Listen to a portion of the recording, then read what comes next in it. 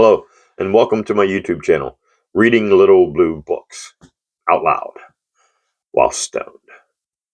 In this video, we're going to do part 3 of Little Blue Book number 191, titled Evolution Versus Religion, written by Ramsden Balmforth, who I believe was a Unitarian preacher. If you want to know the history of him, go to video 1. I told a little story about him, thanks to ChatGPT. All right, here we go. Chapter 3 is the evolution of love. A little while ago, I lectured before a Theosophical Society on Plato's parable of the judgment of souls at the end of the Republic. And during the discussion which followed the lecture, a gentleman arose and said that he still believed in the doctrine of the eternal punishment. He believed it, he said, not only from the teachings of Scripture, but also from the cold and naked standpoint of logic. Now, if you start with certain premises or assumptions in logic, you can easily arrive at your desired conclusion. And if you start with the assumption that the Lord or the Spirit of life is an almighty demon, you will be able to arrive at your conclusion or belief, already implicit in the premise that almighty demon will take a delight in punishing or torturing his children, humanity, throughout all eternity. If this matter of belief ended there, no more need be said, for we should simply regard those who held such a belief as theological curiosities or belated examples of the survival of primitive superstitions. I am reminded of John Wesley's reply to a theological opponent. Your God is my devil. Still true. But unfortunately, the matter does not end in mere belief. There is an inherent tendency in the human mind to order its life in accordance with its divine or its demonical ideal of things, as the case may be. And if you believe that the Lord or Spirit of life does actually punish his offspring eternally for the mere sake of punishment or for the purpose of vindicating his righteousness, well, you will think it your duty to follow his example insofar as you can. And when you have got your sinner or your enemy down and bound fast, if you are logical, or if your heart is not better than your creed, you will begin to think out your plans of torture and punishment, and how long you can make them endure, and how you can renew them when they seem to fail, even down to the third and fourth generation. And you will use hard words, and your blood will be poisoned by evil feelings, and your biliary duct, as Oliver Wendell Holmes would say, will become blocked or diseased, and your whole life will be overcast by the brooding clouds of anger and hatred. But if you believe that the Lord or the Spirit of life does not punish for the mere sake of punishment, but that punishment, as Plato says, when it is natural and not vindictive, is the medicine of the soul, that there is a purpose, and a good and useful purpose mingled with it, that purpose being to purify it, to help, to save, and to redeem the sinner, that is, to make him a better being. And if you believe, as you must believe, that it is your duty to follow the ethical commands of the Lord or Spirit of life, or your highest conception of it, and that you also must set yourself to purify, to help, to save, and to redeem even the sinner who has wronged you, and so make him a better man. Why? What a different conception of religion. What a different conception of religion, of life, and of society we should have. Yet there it is, the highest teaching of the greatest ethical and religious systems of the world, both ancient and modern, confirmed, as we shall see, by the story of evolution itself. Pause for hydration. This hydration is brought to you by my buddy Matty.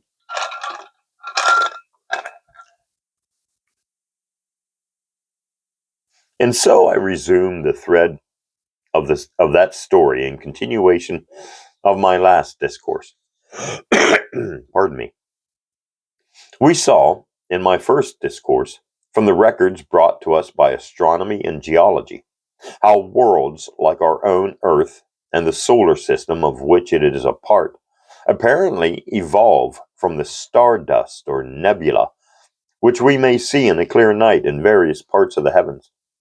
In my second discourse, we saw from the records brought by physics and biology how, from the atom and the cell, life itself has evolved. The mystery of the inner constitution of the atom and the cell leading us to the conviction that the basis of things is not physical but spiritual. Now, I wish to continue the story and to show how the cell has developed mind, spiritual insight, sympathy, and love. If the atom, with its thousands of electrons darting about at an inconceivable speed of 200,000 miles a second, if the atom, a little world in itself, is a wonder and a mystery, how much deeper is the wonder and the mystery of the cell? Life everywhere begins in a single microscopic cell. And in that minute cell, apparently so minute and so simple as to show no difference to the naked eye, in that minute cell there lie the potentialities and the differences between a blade of grass, a giant oak, an animal, and a human being. And in the minute cell which begins the life of a human being, there lie enfolded the differences between a Jesus and a Nero, between a Shakespeare and a Hottentot. In that difference there lies what Professor Huxley called the Calvinism of nature. But the difference between the scientific Calvinism of Huxley and the theological Calvinism of the sectarian is this, that the theologian accepts it as a divine election or provision, a God-ordained and eternal doom, while Huxley was always fighting against it, trying to break down its limitations so that the way might be open for every soul towards continuous and progressive spiritual development. It was what he called the human process, working against the cosmic process. But he did not sufficiently emphasize the paradox that the cosmic is the parent of the human, and though the human is ever striving towards better things. Oh, and through the human is ever striving towards better things. Well, that sentence makes a lot more sense now, doesn't it? However, let us turn to the life of the cell. Every cell, whether in plant, animal, or human being, has within it, as an endowment from its spiritual parentage, the capacity to love. Like the atom, it has certain secret and mysterious affinities. For the beginnings of things, as we have seen, are wrapped in mystery. They are so fine, so minute, so impalpable, that they cannot be seen. Yet we know that they are there. It sounds strange, for example, to talk about plants loving, but there is not the least doubt about it. There are dim sensations, affinities, sympathies in the plant, as in the animal world. And every student of botany knows that nature has many wonderful ways of providing, by color, scent, shape, sound, and wind, for the satisfaction of these lowly affections. Of the wonderful instinctive binding sympathies of the birds, the bees, the ants, and the larger mammalia, I have not time to speak. Let us go back to the life of the cell and see how, in its very method and process of development, it contained within itself, from the beginning, the wondrous potencies of life. All life, as I have said, begins in a single and apparently simple cell. When, in the lower ranges of life, this cell reaches a certain stage of growth, it splits itself into two. Then there are two lives instead of one. That is the first shadowy beginning of the self-sacrifice of love. One life cutting itself in two in order that another life may come into existence. Probably 999 parts of its spring from the instinct of self-development, and only one part from the instinct of self-sacrifice. For these two are the averse sides of life. But as we proceed higher, up the scale of being, the love of parent for offspring becomes very much more obvious.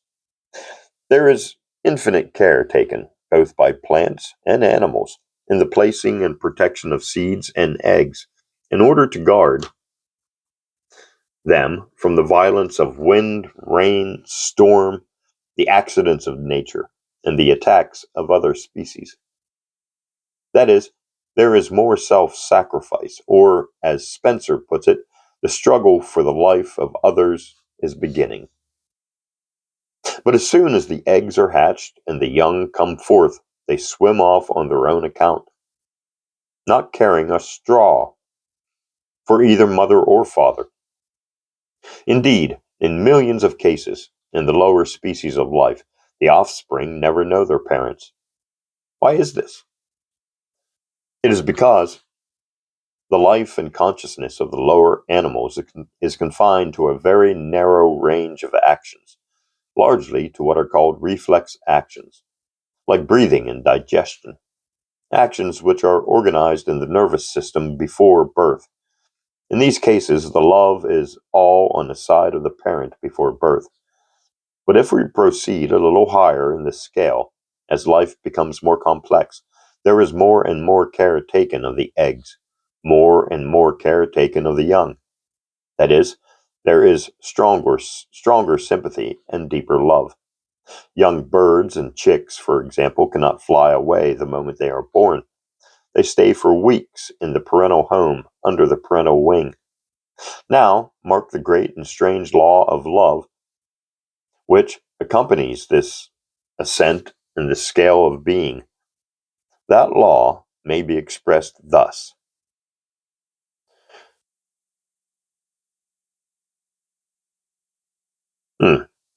Of being may be expressed thus, dash, of being. Okay, never mind. Expressed as thus, that the higher we ascend on the ladder of life, the more helpless nature makes the offspring. Boy, my brain was not connecting that. Stoned. Anyway, in order that, through their helplessness, they may learn the binding power of sympathy and mutual love. Take another step higher to the mammalia.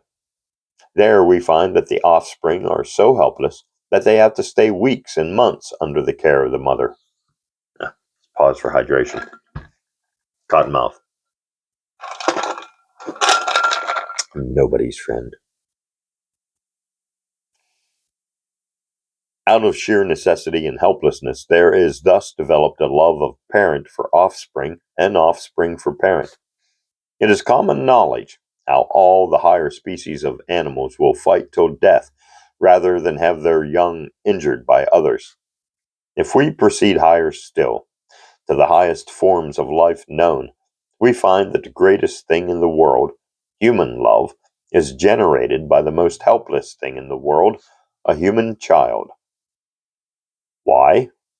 Because here it is not the instinctive, reflex, automatic actions that are of most importance. It is an infinitely wider series of conscious actions which make up the self-conscious, sympathetic, affectional life, and which therefore need years for their training, education, and development. The highest and most complex nervous types of life do not become possible until instincts and affections have developed through long ages of parental care. That, I say, is the course and process of life's unfolding. Nature, in this case, is apparently cruel only to be kind. The higher she ascends in the scale of being, the more and more helpless does she make her offspring, in order that very helplessness may call forth the care, the solicitude,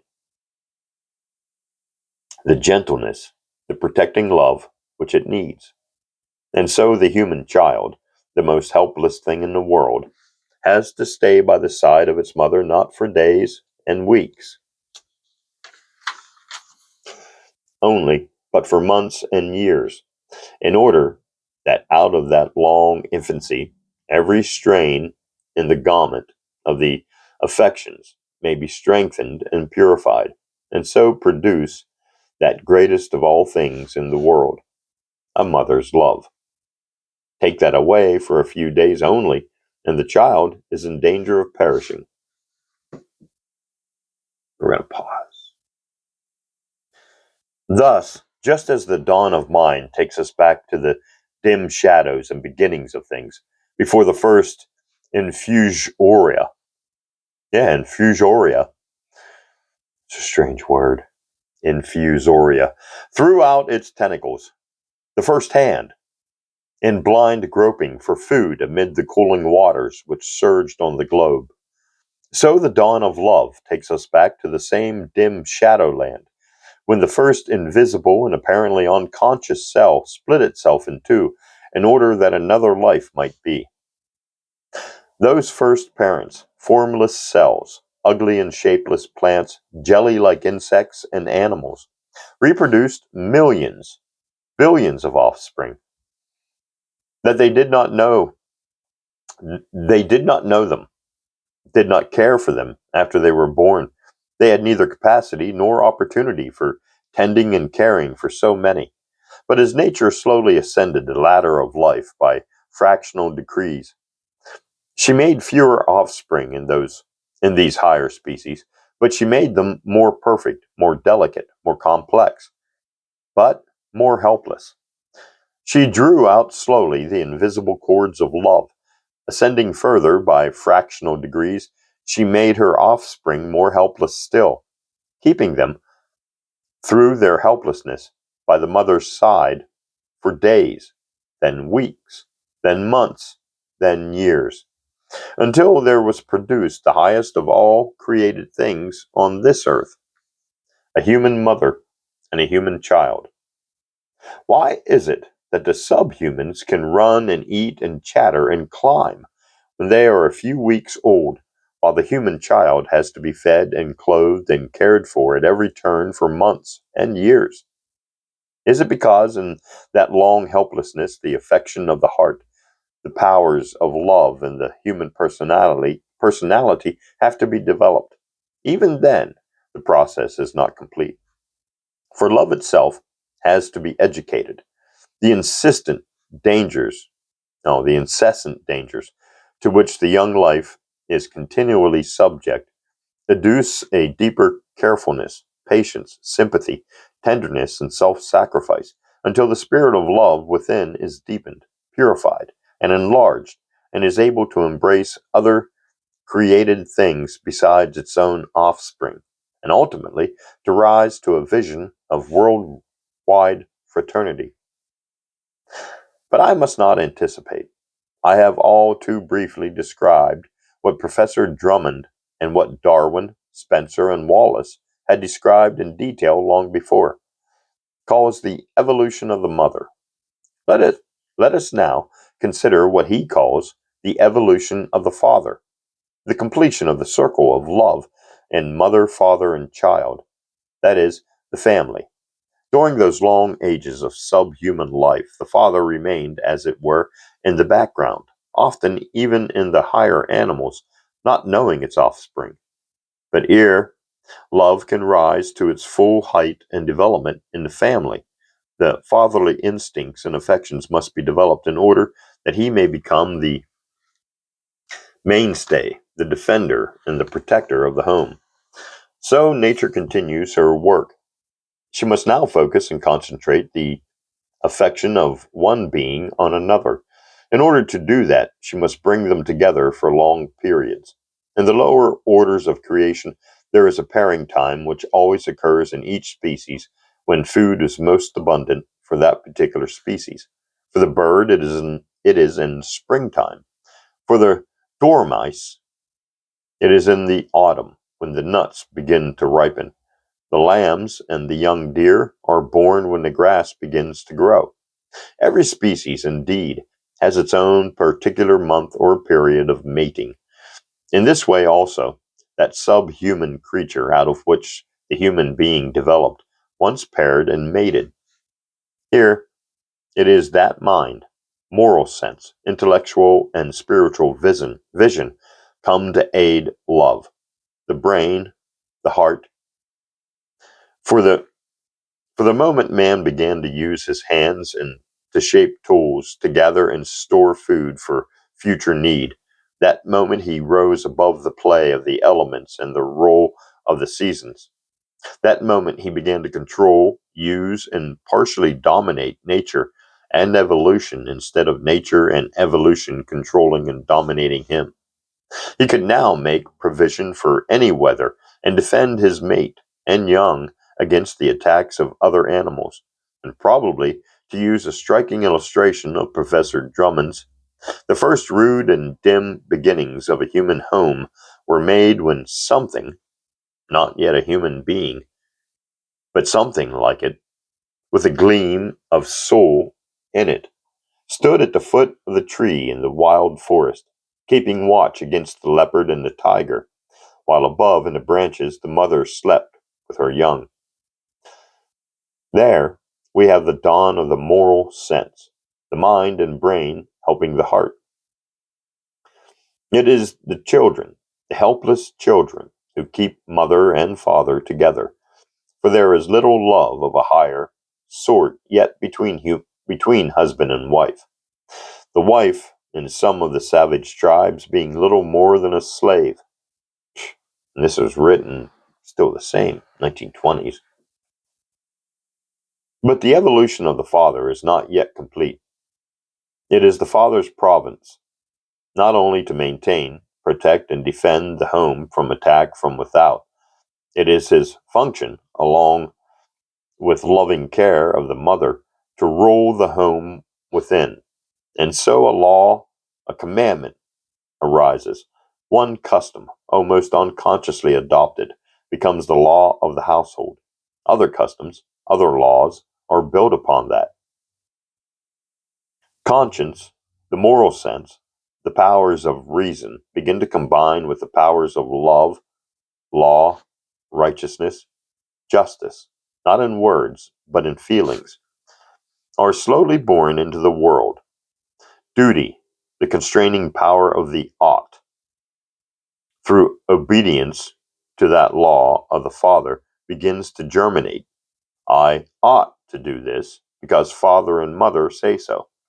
Those with most love, with most power of self sacrifice, with most intelligence to combine and cooperate for delight, ends, and purposes, would tend to survive, while those with less love, with less self sacrifice, with less intelligence to combine and cooperate, would tend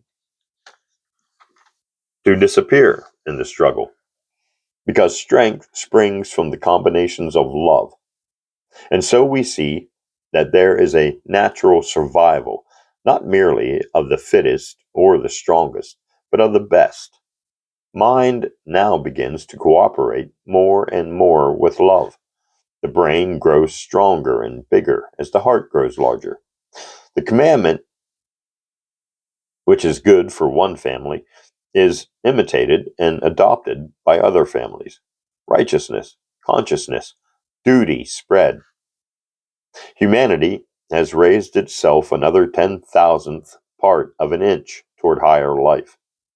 The family grows into a clan, the clan into a community, the community into a tribe or a settlement, the settlement into a town, the town into a city, the city into a nation, until ultimately all the nations join hands in a league of commonwealth of nations. Never happens. Industry, schools, hospitals, the care of the aged, the multiplication of means for lessening pain and misery and increasing the value of human life, all animated and inspired by this higher vision of the evolution of love, springing from the Father and the Mother Spirit, that is, the Christ Spirit, regent in our home life. What a journey had human nature to pursue, says Goethe, before it reached the point of being mild to the guilty, merciful to the injurer, and humane to the inhumane. But the evolution is not yet ended. We are living in the midst of it.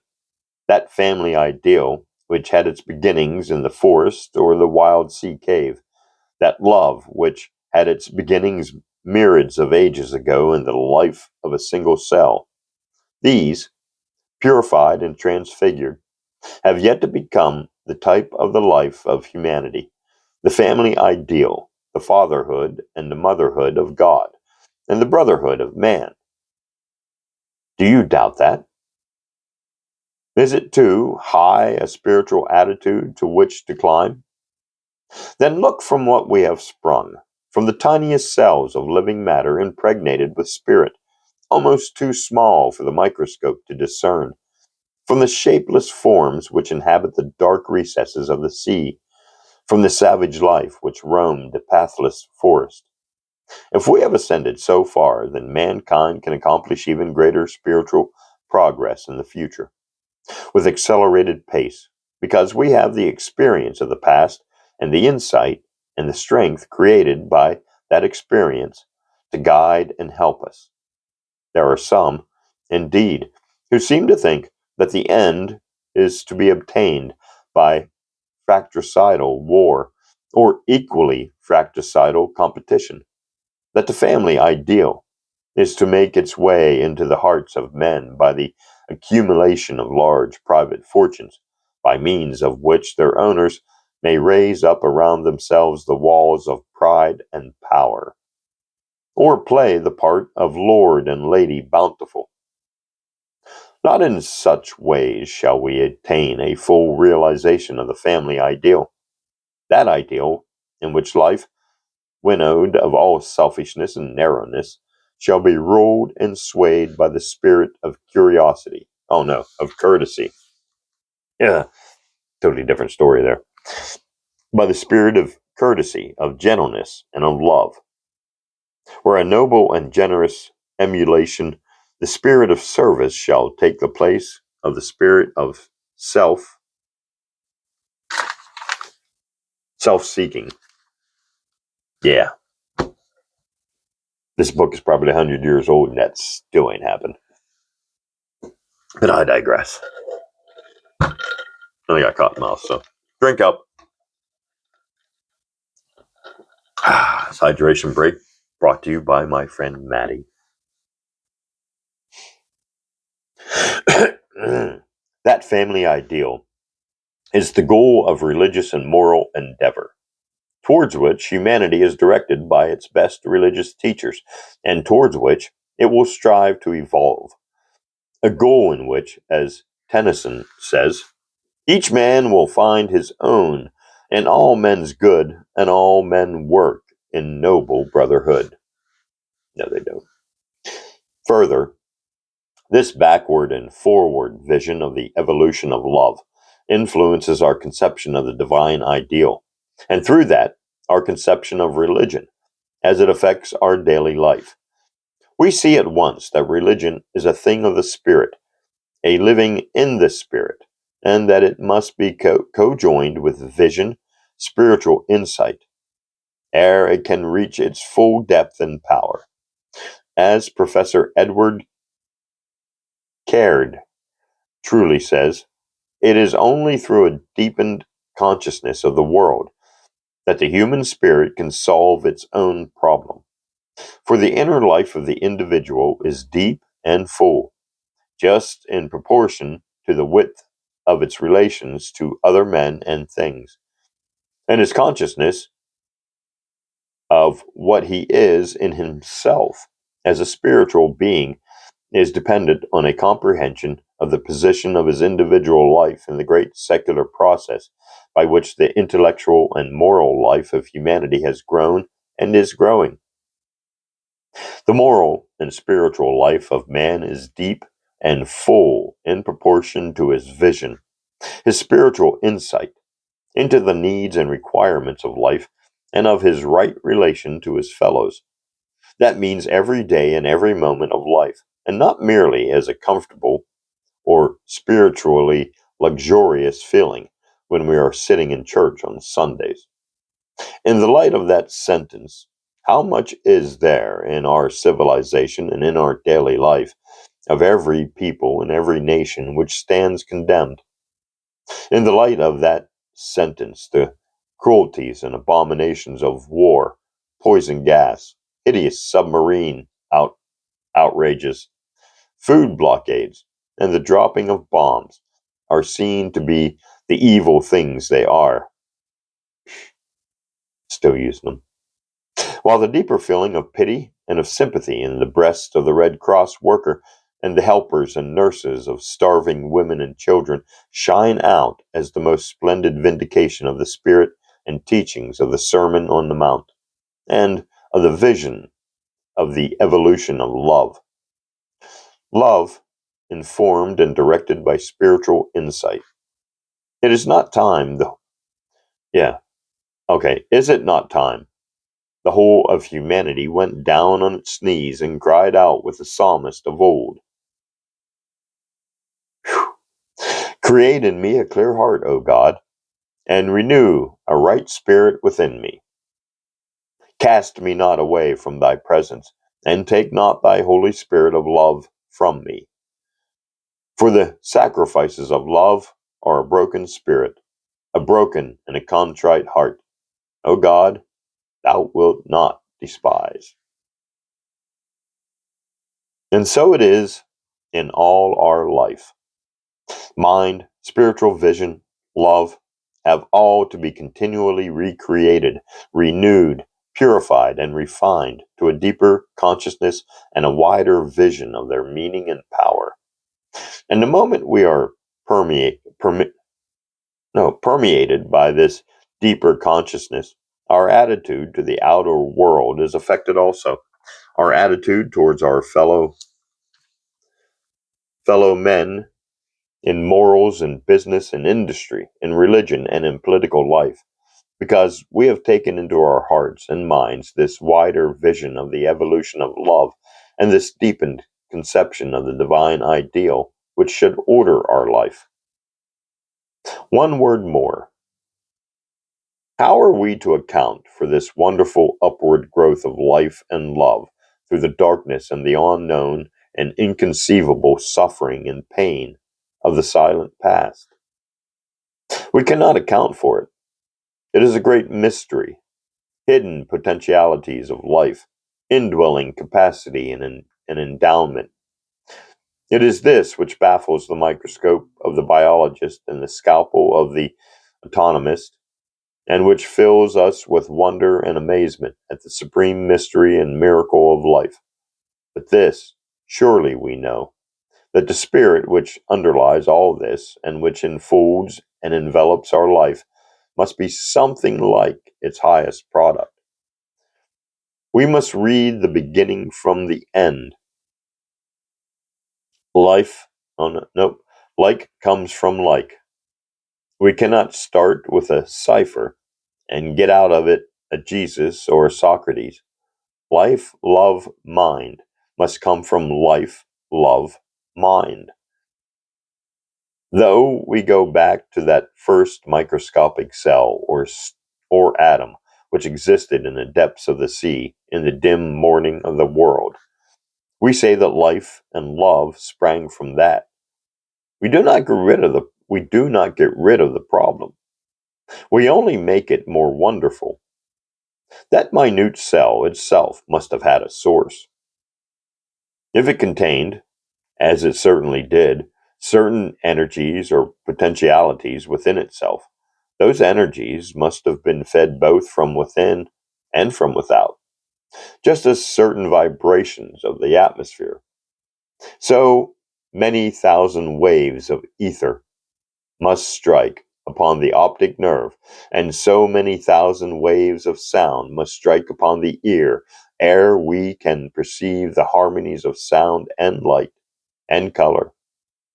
So there must be certain spiritual vibrations, as it were, finer than we can discern, to feed the instincts of the heart and the aspirations and powers of the mind.